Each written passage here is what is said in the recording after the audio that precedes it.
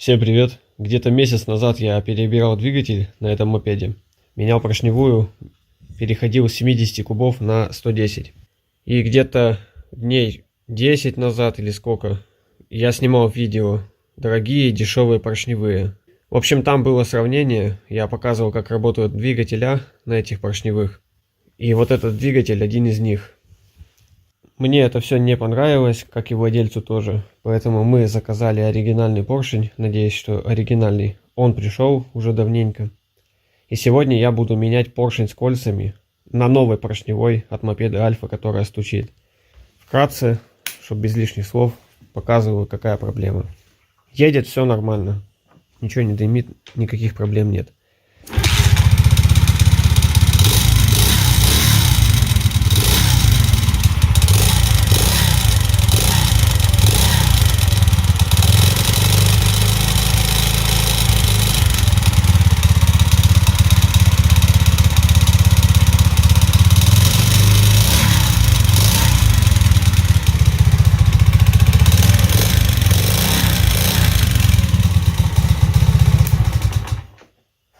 Он очень сильно бренчит. И такое ощущение, что до этого он бренчал меньше, когда я только собрал его. В том видео, где я проводил сравнение, этот стук я тоже показал. Я до сих пор не могу объяснить, почему так происходит, почему некоторые поршня стучат, некоторые нет. В комментариях вы предлагали различные варианты, что померить, на что обратить внимание. Некоторые места я померил, но к этому перейдем чуть позже. Сейчас я хочу снять поршень, посмотреть вообще, как он себя чувствует, поставить новый поршень, оригинальный, надеюсь, и запустить мотор. А также, скорее всего, в этом видео я начерчу какую-нибудь таблицу и запишу все параметры. Ну, допустим, я еще точно не решил, но по месту придумаю что-нибудь. В общем, я хочу у разных поршней, оригинальные, неоригинальные, которые стучат, которые не стучат, замерить их со всех сторон. То есть вот это расстояние, юбку, днище замерить. И, возможно, смещение пальца, если у меня это получится. Это все будет в этом видео. У меня целая гора этих поршней уже лежит, которые не стучат и которые стучат. Поэтому есть чем сравнивать. Есть даже неоригинальные поршня, которые некрасивые, но они все равно не стучали. А есть красивые и которые стучат. Кстати, да, совсем забыл, пока не разобрали двигатель. Кто-то писал, что он стучит на горячую, он должен стучать. Здесь нет, здесь он стучит на холодную. Вернее, он стучит и на холодную, и на горячую. Без разницы. Ну, вот 27 градусов, это он поднагрелся. То есть, при первом же запуске мотора утром он сразу стучит. Даже вон вода еще осталась. Я просто тут мойкой высокого давления все отмыл. В общем, все. Больше, я думаю, тут нечего делать. Разбираем мотор и смотрим. И еще тоже сразу покажу, совсем забыл.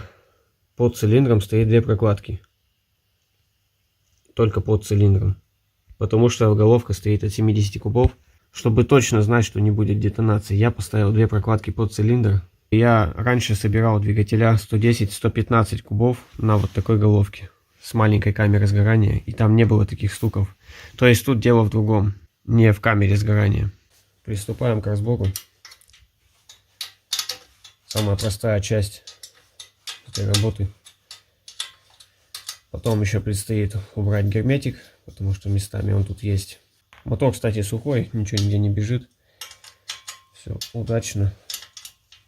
Делал как себе, но подстава с поршневой. Теперь придется переделывать.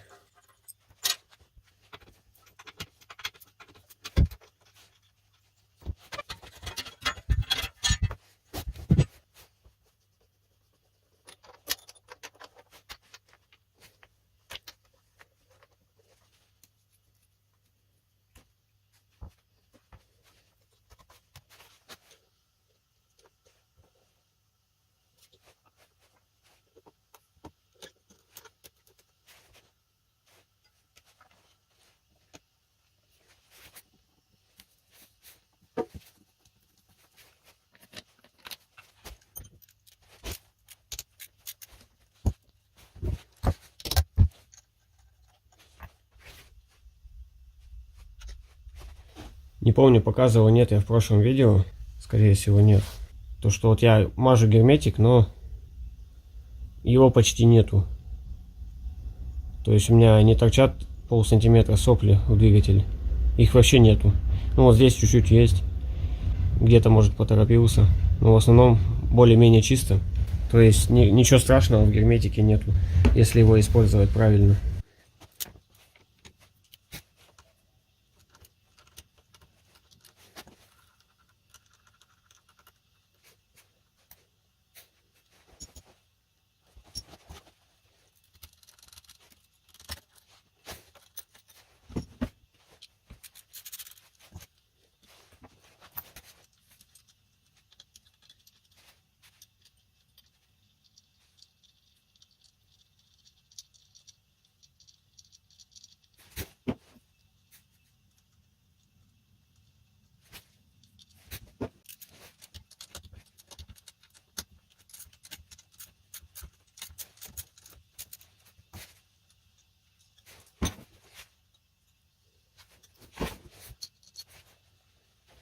Так, ну вот и все.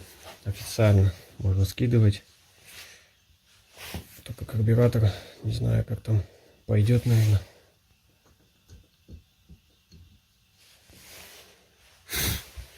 Надевал я его с феном. Надеюсь, снимется так. Мне лень сейчас за феном идти просто.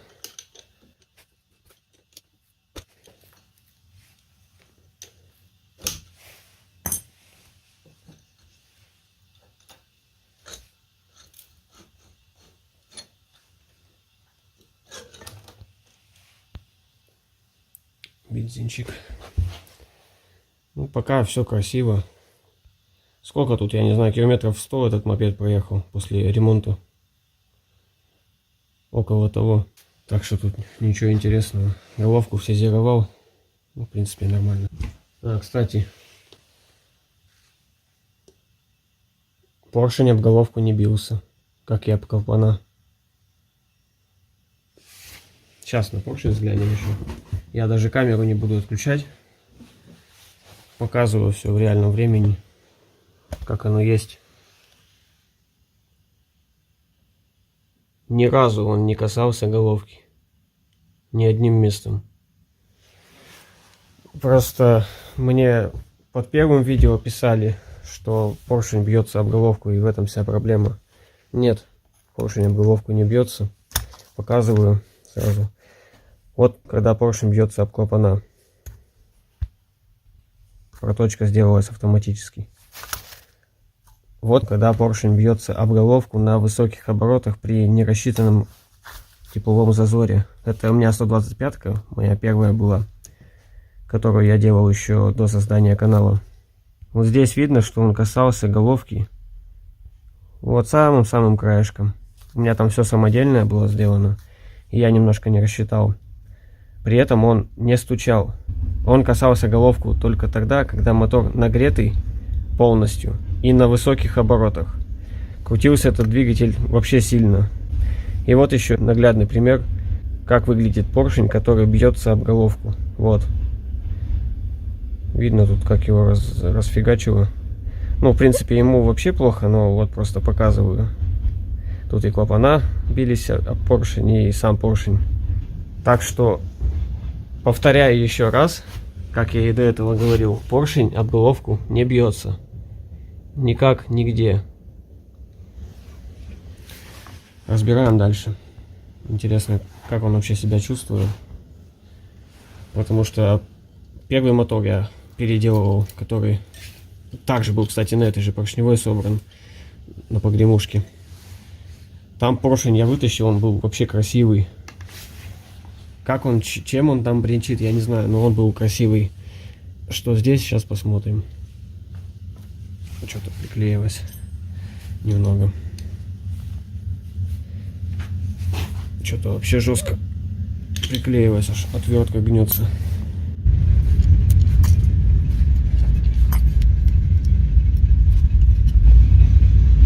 Блин, 2 прокладки прикончил. Ну ладно, пофиг. Так, а что вообще цилиндр у нас? нормальный. Почти. Сверху ему почему-то очень плохо.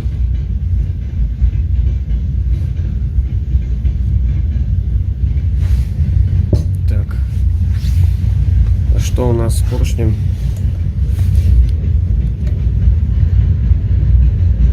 Такая интересная картина. Я ни разу такого не видел. Как бы вот я не знаю, как объяснить. Но тут прям такой контраст. Обычно моторы после пробега так не выглядят. Тут как-то необычно. В этом месте жесткие задиры. И тут резко прям граница. И тут в этом месте он уже блестит. Первый раз такое встречаю. Чуть позже постараюсь показать, если не забуду, другие поршня, как они выглядят вообще после разбора. Но он максимально странный. Тут как бы из задира, и при этом он еще блестит. А снизу должно быть все нормально, так как цилиндр хорошо выглядит. Ну да, там что-то есть немного вон.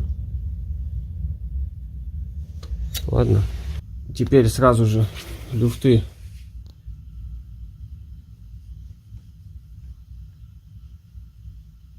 Люфтов я не чувствую.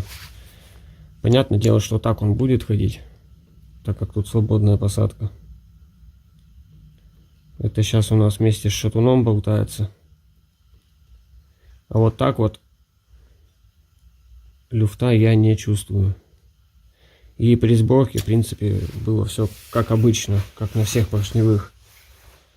Что-то среднее, усредненное.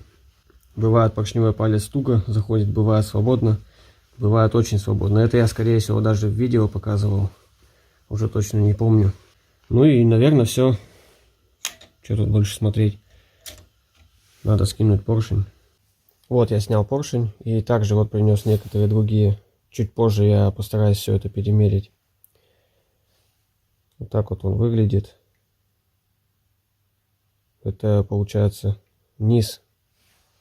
Да, это верх.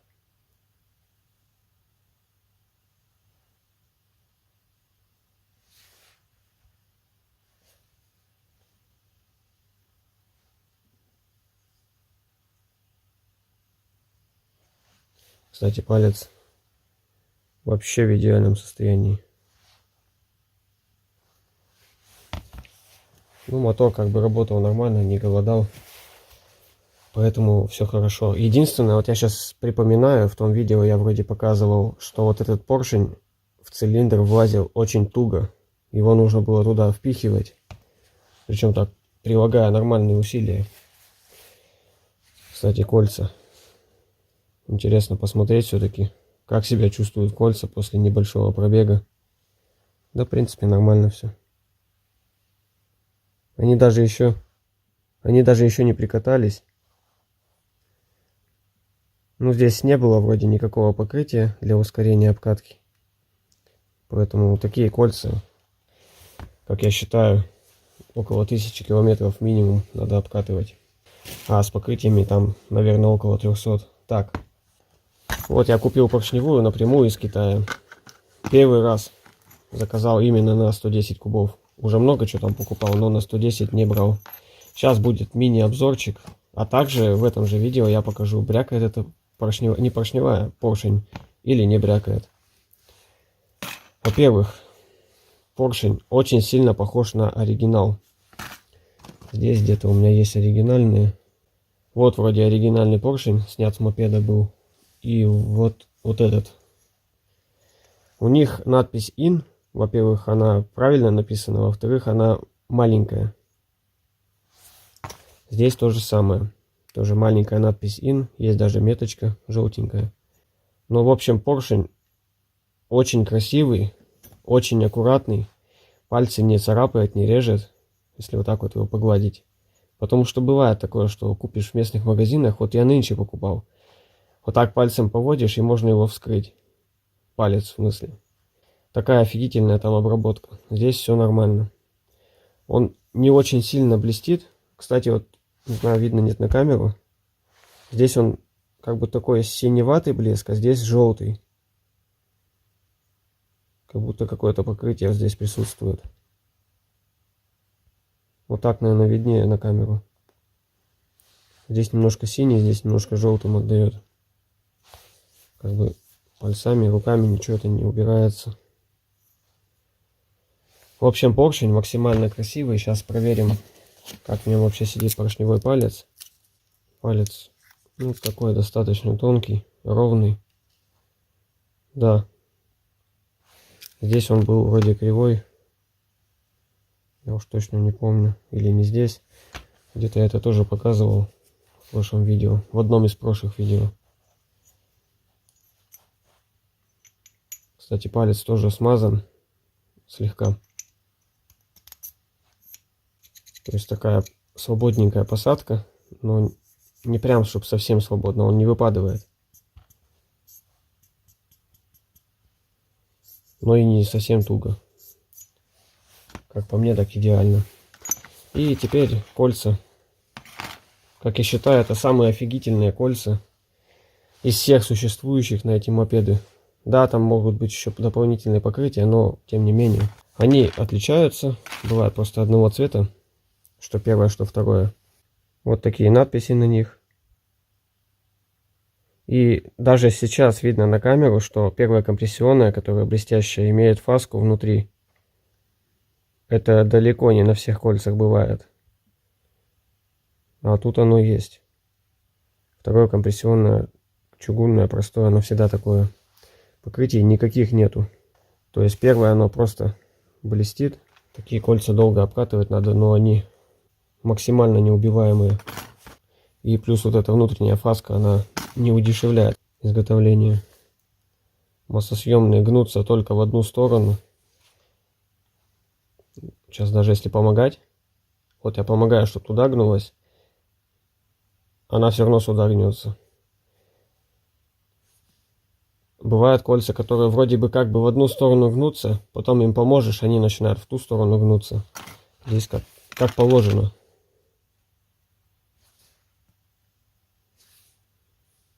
Это кольцо точно так же.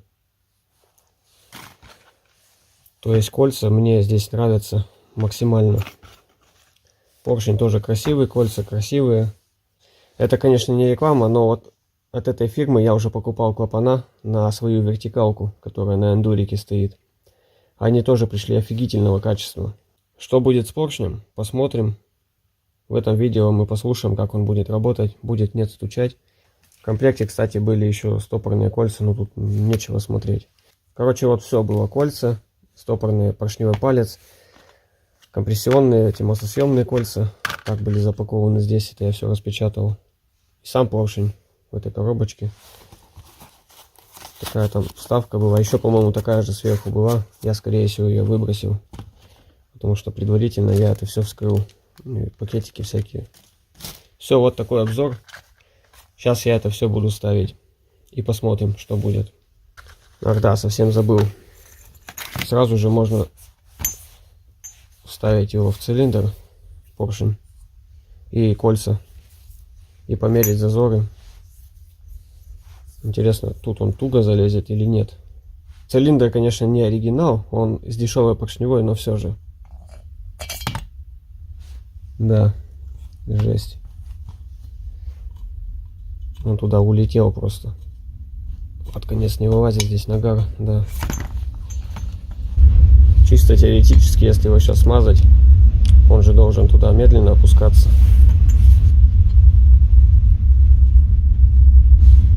Так, вот так. Ну, почти. Соринки попали, но это не считается. Так-то все красиво. Мне прям нравится. Надо ставить и смотреть, что будет. Сейчас еще кольца накину, посмотрю там зазоры.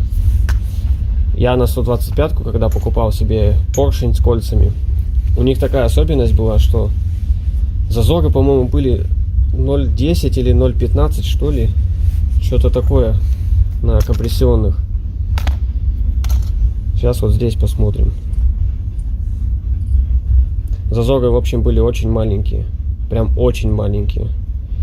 Это я также все ставил на 125-ку. и на 115 кубов, но это еще до создания канала. Все оно ездило. И отлично себя чувствовало. Так, на первый взгляд, здесь зазор тоже маленький. Я еще не мерял, но сейчас померяем, посмотрим. Похоже, он тут тоже слишком маленький. Так. Что я тут? 0,05 подготовил. Ну, наверное, больше, чем 0,05. Да, 0,05 лезет. Сразу же 0,10. Ищем. Вот 0,15 можно попробовать. 0,15. 0,15 лезет. В притирку, но лезет. 0,20, я думаю, не залезет.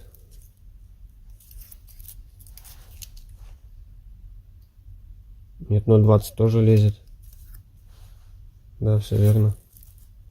0,25. 0,25 не лезет вообще. Даже не пытается.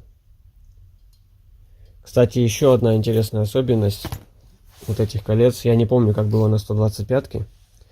Но помню, как было на дешевых поршневых, которые куплены в местных магазинах. Вот этот зазор, замок, здесь он одинаковый от края до края. То есть вот здесь он такой же, и там, где прикасается к стенке цилиндра, там точно такой же зазор. На дешевых кольцах, которые здесь стояли, если я не путаю, в этом месте зазор был больше, а ближе к стенке цилиндра он был меньше, то есть такой конусный. Здесь же все максимально ровно, и зазор, ну, он прям вообще маленький. Плохо это или хорошо, делайте выводы сами. Я считаю, это хорошо. Если аккуратно обкатать, после обкатки зазоры будут минимальные, но допустимые. И сразу же сейчас посмотрим второе компрессионное. Так, хотя бы на глаз глянуть. На глаз зазор вроде больше. Может и кажется. Я думаю, надо померить. Хотя фиг его знает. Вот щуп 0,15. Вставляем. Лезет. Без проблем. Следующий щуп 0,20.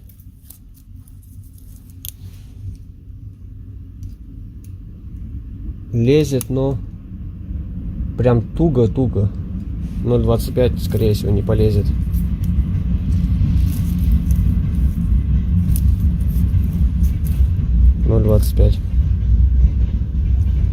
Не лезет. Даже не пытается.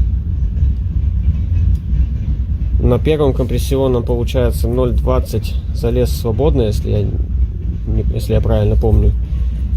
На втором компрессионном 0,20 залез туго.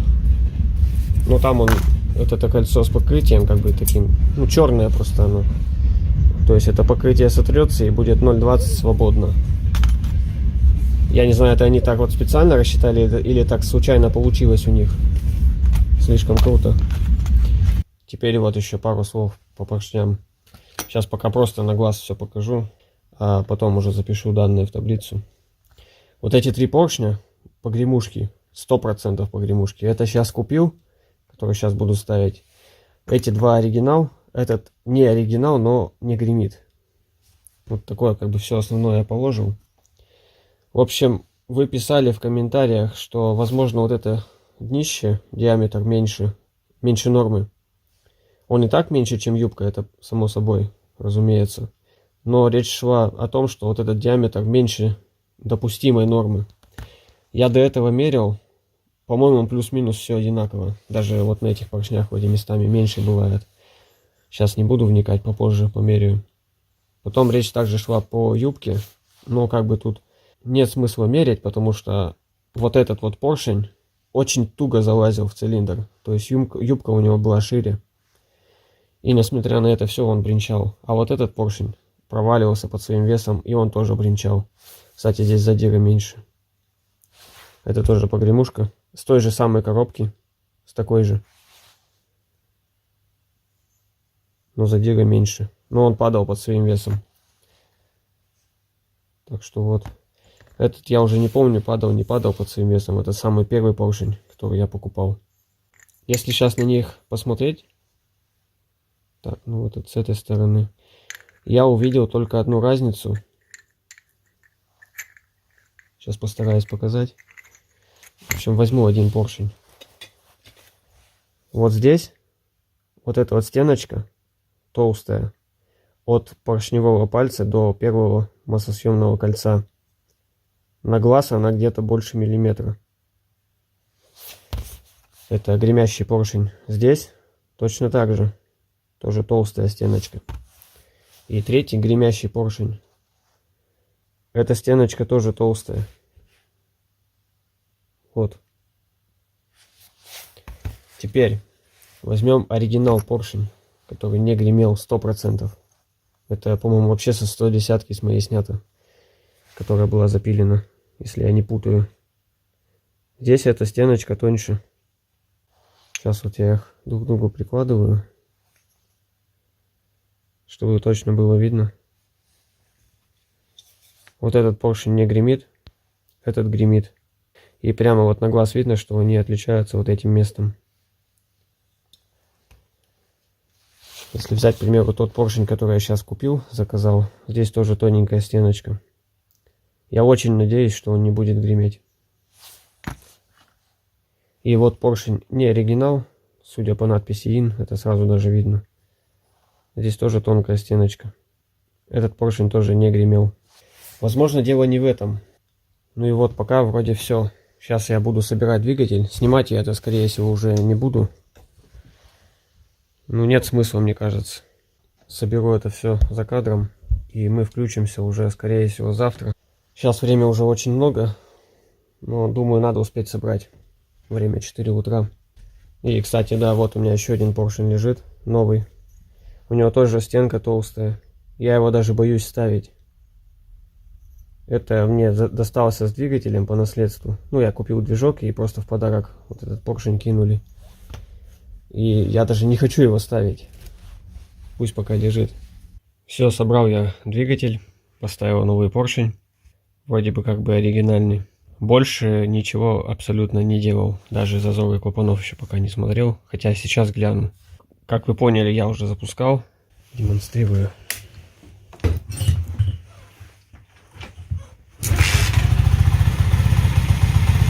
Он шепчет.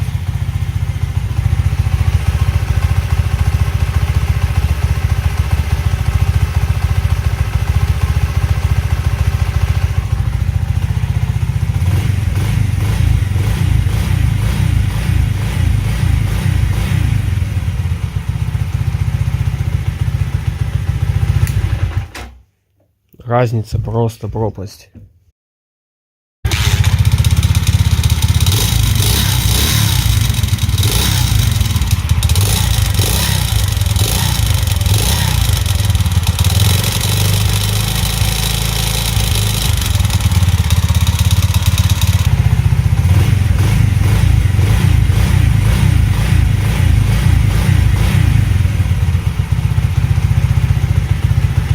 Вообще даже звук не похож. Вот до этого какой стук был. Он не похож, что это поршень стучит. Можно подумать, что это распредвал стучит, или там палец какой-нибудь, или шатун. Но нет. Это стучал поршень. Третий раз уже такое у меня. Но сейчас я уже на опыте и как бы маленечко понимаю и узнаю этот стук. Пусть он мне не похож, но я уже узнаю, что это поршень, так как не первый раз. Головка сейчас осталась точно такая же, 70 кубов, прокладка тут одна, там две. Все точно так же. Прокладки только новые поставил. И поршень с кольцами и пальцем. Все, стук прошел. Так, ну все, официально я тут все перемерил, все, что смог, и все, что успел. Даже взвесил. И, честно говоря, я и не понял, в чем разница. Почему они брякают. Вот я сейчас все покажу, все, что у меня есть. К сожалению, есть некоторые упущенные данные. К примеру, оригинальный поршень у меня здесь был. В общем, я его уже поставил. И вот я некоторые замеры успел снять перед установкой. Но не все. И не факт, что они идеально точные. Потому что я делал на скорую руку, мне надо было быстрее собрать мотор. Попросили на продажу. В общем, все, мотор собрал, я отдал, и, к сожалению, теперь у меня нет возможности его померить. Потом второй поршень, который с Алиэкспресс, я почему-то его не померил. Видимо, я настолько торопился в тот день, в ту ночь. Я вообще ничего не смерил, даже не взвесил его. Он не брякает, поэтому вот этих данных тоже нету. Хотя вот я его в таблицу сюда внес, но ничего не написал, к сожалению. Из тех, что есть у меня, это вот оригинальный поршень, который я поставил. Вот эти первые данные, они максимально точные. Вот эти вот, где с пальцем связанные, они могут быть неточные. Потом оригинальный поршень с задирами.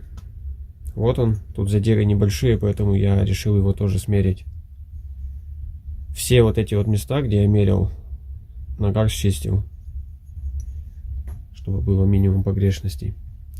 Дальше у нас поршень не оригинальный, но он тоже не стучал. Вот он. Он вообще в идеальном состоянии. Его я тоже померил. В общем, вот эти два поршня не стучали. И тот, который я уже убрал. Потом 3 поршня стучащие, погремушки. Вот это самое первое, это еще лет года 4 назад, наверное, я его приобрел. И вот эти два в этом году с одной и той же коробки. Один из которых был болтался, так скажем, в цилиндре, и на нем задиров почти нету. А второй нужно было заталкивать туда, прилагая большое усилие. Результат вот такой. Их тоже смерил.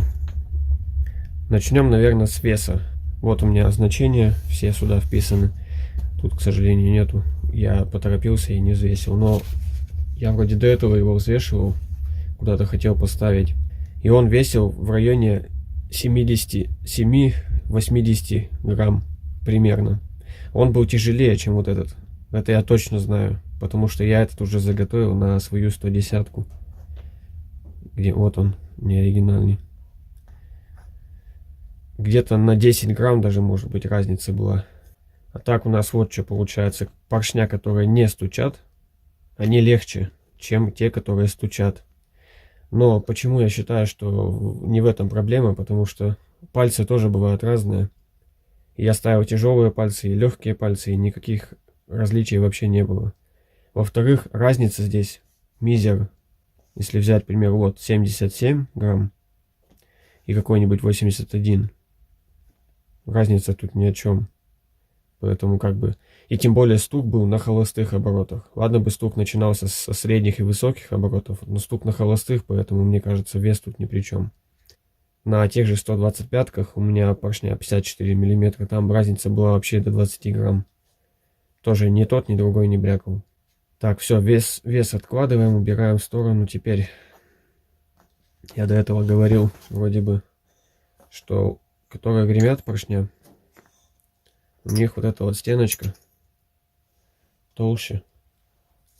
Вот здесь, где палец.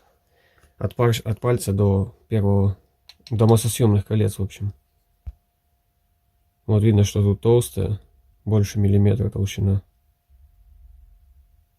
Это который гремит поршень. Здесь толщина меньше миллиметра. Вот так. Но, наверное, тоже не в этом дело. Вот они, А1. Здесь я нарисовал, начертил. Так, поршень. Вот маркировка ин с этой стороны, это размер А. Маркировка ин с этой стороны, это А1. На самом деле не было смысла особого. Я просто думал, мало ли палец криво просверлен на погремушках. Нет, все нормально. Вот у нас А1. Значения почти что одинаковые. Это оригинальный поршень, кстати. Чуть-чуть разница, чуть-чуть криво. Может быть, там литье какое-то немножко еще было, не знаю. Хотя на первый взгляд было все нормально. Здесь тоже разница мизер. Ее нету, можно сказать. Здесь вообще ровно, который не оригинальный. Здесь тоже разница мизер. Это уже погремушки пошли. Здесь вообще одинаково, можно сказать. Погремушка. Вот единственное здесь большая разница. Я его несколько раз перемерил. Это реально так и есть. Ну, как бы они все гремят. Так что я считаю, что опять же дело не в этом. Если взять, к примеру, вот эти 3 поршня, которые не стучат. Теоретически, если здесь вот у них получается, вот это место тоньше, то и вот это расстояние общее должно быть меньше. Но тоже не в этом дело. Вот тут как бы посмотреть 12,6, 12,5, 12,4. Тут на первый взгляд вот как бы большое расстояние 12,7, а потом здесь уже 12,3. Поэтому, опять же, наверное, дело не в этом. Потом, насчет юбки теперь.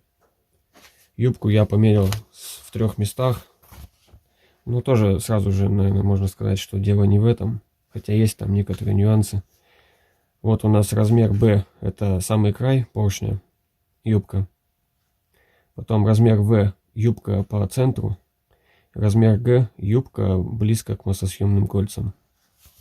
То есть вот оно B, V, G значение. Что вот здесь? Оригинальный поршень. Самый край 52,22. Потом в середине 52,25. То есть уже как бы вот в этом месте оригинальный поршень толще. Потом ближе к кольцам уже 52,1. Насколько мне известно, поршень вот так вот идет как бы конусом. Здесь должен быть больший размер, здесь поменьше, здесь еще меньше. На оригиналах получается здесь одно значение, здесь больше, потом тут меньше. По-моему, даже все поршня такие. Да, это такой же. Это не оригинал у нас. Вот то же самое, по-моему. Да, здесь в середине тоже больше. Странное явление. Не думал, что так и должно быть. Но они не бренчат. А вот погремушки, у них есть отличие. Вот здесь, например, конусом идет 52,28, 52,23, 52,0. Но опять же другой поршень, если взять. Вот здесь уже как у оригинала. Здесь меньше, здесь больше, потом опять меньше. Так что юбка опять же отпадает. Вариант с юбкой. И вообще, как я говорил ранее, вот, к примеру, поршень погремушка. Он падал в цилиндр, он гремит. И вот, к примеру, второй поршень погремушка. Он в него не лез, его нужно было заколачивать туда. Он тоже гремит. Причем даже больше как будто гремит. Может быть и кажется, конечно. Следующий вариант, я больше всего раньше на него и думал, когда вот первый поршень у меня попался, бренчащий вот этот. Даже в комментариях много раз писали, что скорее всего в этом дело и есть. Но этот вариант тоже отлетает. Смещение пальца. Палец у нас смещен всегда в одну сторону, на 1 мм примерно, судя по этим данным.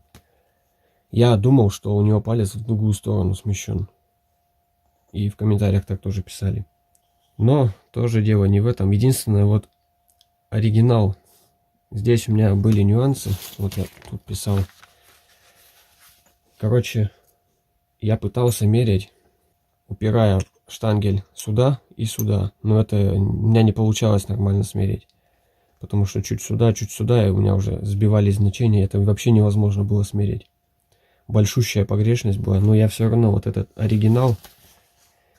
Вот эти данные записаны. Таким методом я мерил. Дальше я стал мерить по-другому. Я просто вставлял палец и мерил от внешней стороны пальца. Вот сюда упирал и сюда упирал. И потом вычитал 13 мм. И то же самое делал с этой стороны. Упирал сюда и упирал сюда. Остальные поршня записаны именно с таким методом. То есть тут уже более точно получилось. Так, и что у нас в итоге получается? Вот у нас размеры. Размер D и E – это смещение пальца. Вот оно. Размер D, размер E. Маркировка IN с этой стороны. Для понимания. Этот пока пропускаем тут, потому что проблемы возникли. Оригинал с задирами. Вот у нас видно, что смещение пальца имеется. Правда, оно получается не такое резкое, как вот у этих погремушек. Но вот, к примеру, если взять не оригинал поршень, у него сильное смещение пальца, это что получается? Больше миллиметра. То есть как у погремушек. Тут 20.19, тут 20.020304. То есть тут смещение пальца еще больше, чем на вот этих поршнях. А на оригинале меньше миллиметра. Ну и как видим, смещение пальца на всех поршнях, и погремушки, и оригиналы, в ту сторону, в которую надо. То есть, опять же, этот вариант у нас отлетает. Дальше размер Z. Вот он. Ну, это получается, вот я отсюда мерил, до сюда мерил, просто диаметр поршня, вот этот жаровой пояс. Тоже потому что несколько человек писали, что возможно вот этот размер не выдержан, но этот вариант тоже отлетает, как я понял, потому что вот такие вот значения. Оригинал 51,6, вот эти три, короче, не гремящие, 51,6, 51,7, 51,7.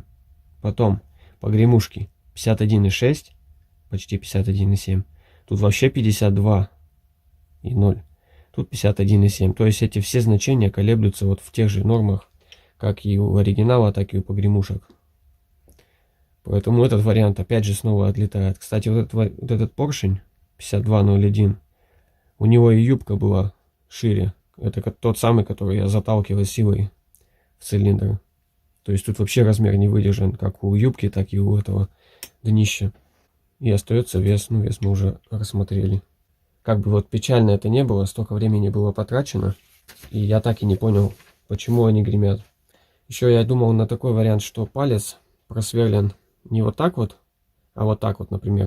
Ну, это я много загнул, но на самом деле, может, там на сотки-две, допустим, вот так вот его криво просверлили. И может вот это каким-то образом выдает нам стук. Но померять точно вот это вот смещение, именно вот эту сторону и эту сторону я не могу. Я могу просто общее смещение померить. Потому что как я не пытался, мне не получается ровно смерить. Я сейчас, допустим, померяю, потом через какое-то время подойду, у меня уже другие цифры получаются. Потому что тут вот он еще полукруглый, и штангель может как-то немножко боком встать. Плюс вот так вот он немножко может встать. Плюс может здесь недолет выйти. Короче, бесполезное дело. Поэтому я не стал вот это мерить. Хотя пытался. Я даже сначала в черновике вот это вот все записал. Ну, думал, что буду мерить все 4 размера. Но не получается. Но сейчас я тоже уже в этом сомневаюсь, что палец здесь криво просверлен. Отверстие под палец. Потому что если смотреть вот так, то он прямо просверлен. Вот такого нету. Только вот на последней погремушке криво. А вот эти все ровно. Поэтому если они смогли вот так ровно просверлить, то теоретически они и вот так ровно должны были просверлить. Наверное. Последний вариант, который вот у меня остается, это может быть какая-то неправильная развесовка поршня. Я как бы максимально в это не верю, но просто это на глаз видно. Вот, к примеру, у нас не оригинал поршень, но этот не стучащий. И это у нас тоже не оригинал, но это погремушка. Ну, на камеру разница небольшая, вживую там разница пропасть. Как бы это показать-то сейчас? Вот тут вот это место у него прям жирное. Вот тут тоже жирное. Вот это вот получается ровная площадка, она меньше, чем вот здесь. То есть вот это место у этих поршней, которые гремят, оно жирное прям. И вся масса сконцентрирована в этом месте у них. Также и вот здесь, если посмотреть, тут как бы тоже почти вровень, можно сказать. А там конечно, копченое, но он видно, что там глубоко отвертка проваливается. Вот эта стеночка тоненькая. Если взять, к примеру, поршень, который оригинал, вот с задирами, он, конечно, отличается от неоригинала, который тоже не гремит. Но здесь тоже большая площадка, как бы. И он в этом месте тоже не такой жирный, как те, которые гремят. Эти вообще какие-то толстые. Возможно, в этом дело. Я не знаю. Тут уже просто сейчас гадать остается. Если вы знаете, что еще можно померить, пишите в комментариях. У меня варианты закончились. Я еще пробовал мерить вот эту юбку. Вот так вот. Расстояние вот это вот. Отсюда до сюда. Все плюс-минус одинаково. Также я мерил вот это расстояние отсюда до сюда. Тоже одинаково. Да и как бы если они на станке это все делали, то, разумеется, оно должно быть одинаково. Вот это место мерять нет смысла, потому что тут уже вот как типа литья. Бывает больше, бывает меньше. Тоже плюс-минус колеблется значение. Дальше еще про поршневой палец. Вот я взял просто случайный поршневой палец. Это, кстати, оригинал, по-моему, вообще у меня лежит. Поршень гремящий. Просто писали, что он может болтается там. Он даже вот так вот по инерции не вылетает. Ну как бы плотно сидит. Вот сейчас вылетел. Но под своим весом, по крайней мере, не падает. И вот прям в этом же видео, скорее всего, показывал поршень с AliExpress. Он там, конечно, под своим весом не выпадывал, но он, по ощущениям, он даже свободнее сидел, чем здесь. Нет, здесь он по ощущениям плотнее сидит. Это у нас не оригинал, но это не погремушка. Здесь тоже плотно сидит, прям сильно плотно. Но все равно этот вариант отлетает, потому что поршень с Китая напрямую, там палец сидел очень свободно. И мотор шепчет на том поршне. Поэтому я считаю, что палец тут тоже ни при чем. В смысле не палец, а посадка под палец в поршне.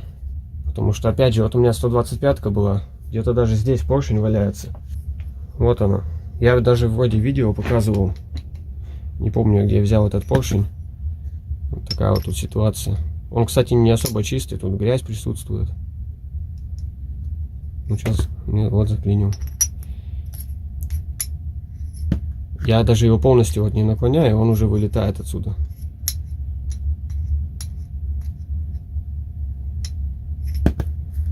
И он не гремел. Мотор шептал на этом поршне. И еще вот то, что так меня до сих пор смущает, это вот эта стенка, то, что толстая здесь. При этом как бы смещение пальца от днища примерно такое же расстояние, как у оригиналов. То есть там есть колебания, но в тех же пределах нормы. Получается, здесь может быть и даже кольца как-то сместили. Это, пожалуй, наверное, единственное отличие. Ну да, и вот это вот то, что место жирное на погремушках, а которые не гремят, там немножко потоньше. Ну, пожалуй, все отличия. И это те отличия, которые я смог только на глаз определить. Вот еще, к примеру, поршень оригинал. Правда, немножко с задирами.